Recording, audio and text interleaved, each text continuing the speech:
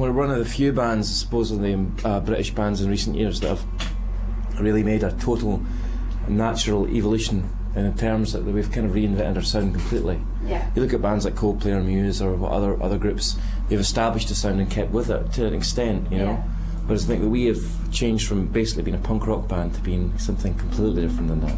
I mean, it's so different what we do now than what we did when we started. But and how do the two compare? I mean, do you see? Well, I mean, I think that when we did that acoustic tour at the start of the year, people were genuinely surprised that we were like that. We're like a kind of we can be a folk band if we want to. Yeah. We reinvent our songs slightly. Colin, our drummer, plays his accordion and piano, and we have a violin player, Jenny, that plays with us. And it is folk music, really. It's just contemporary folk music. And then when we amplify that and change it slightly and put more energy into it, it becomes like sort of rock and roll, I guess. So, but I think a lot of I view folk music as something different anyway. To me, like, folk music is something that's an idea put, you know, to sort of simple arrangement. It comes across, you know, there's thought behind it. So I think a lot of rock music can be, you know, when it's broken down, are folk songs, you know. So we're in a really weird position in Britain because a lot of the people that really liked us for like our more aggressive stuff aren't maybe as keen on what we're trying to do now. Yeah. And all the people that like that kind of music, like folk music, country music, and they don't know about us yet, you know what I mean? So we're kind of in this weird transitional phase when we're trying to, you know, we're getting accepted by a larger group of people, I suppose. And we're quite prepared that's going to take a while, you know. Yeah. But I think things like Cambridge Folk Festival and the fact that this single we're putting out is the first single we've ever had played on like Radio 2, they've picked up on it, and all these things are indication to me that, you know, people are finally starting to accept us as like a grown-up band instead of just like a bunch of teenagers.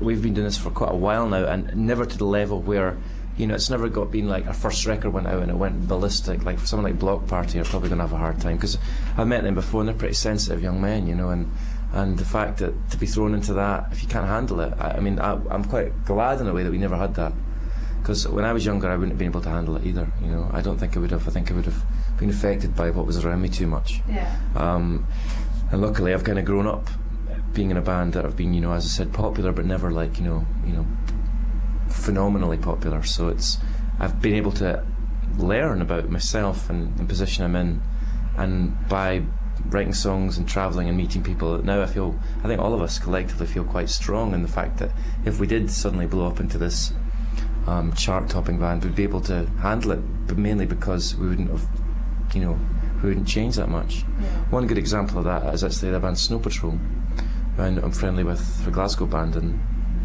they've been at it for 10 years as well, and they became like this. Their last record sold 2 million copies, Yeah. and they're exactly the same because they just know themselves, you know. It's all about being self-aware, I think. Well, basically what we're doing is describing ourselves through songs, and we're quite comfortable with that now.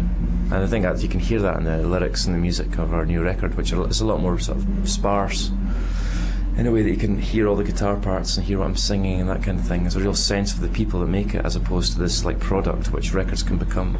Finally, what for you epitomises the fact that you've made it? Do you feel that now, or do you feel that that's in a year's time? I really think that success is judged purely by the individual.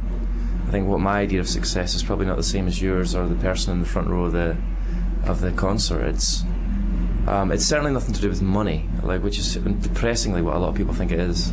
For me, it's not. I mean, obviously, I'm grateful that I can make a living out of playing music, but I don't know. I mean, I feel successful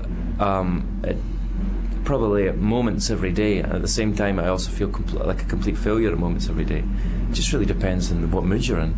If I'm in a good mood, I feel successful. You know, I'm in a band that sell out venues and travel the world and meet people and play music, which is really all I want to do. But then, if you're on a bad day, you can think, you know, what am I doing with my life? You know, like, I don't own anything. Like, I don't own a car, a house, you know. All my friends are getting married. I'm just like, you know. And then you think, no, because I'm a realist, you know. So, and what I want to do is this.